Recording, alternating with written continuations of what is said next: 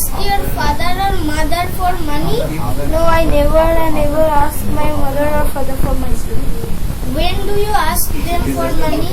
Last month I asked my mother for money because she had forgotten to give me my pocket money. Why did you ask for money? I didn't ask, she only gives me the money because she knows that if I will keep the money and if I will put it in one place, then in any time in the need I can spend it.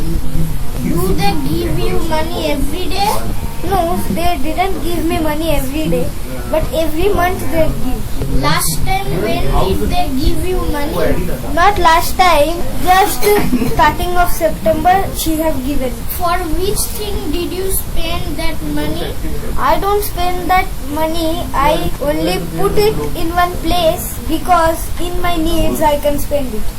Do you bath every day in the winter season? Yes, I bath every day in the winter season. How frequently do you take bath in the cold season? Every day I take bath. It is not a thing to ask. Because people should bath every day to make him or her clean. Do you prefer hot or cold water for your bath? It is sure that people will only try to bath with hot water in the winter season. So I also prefer that only.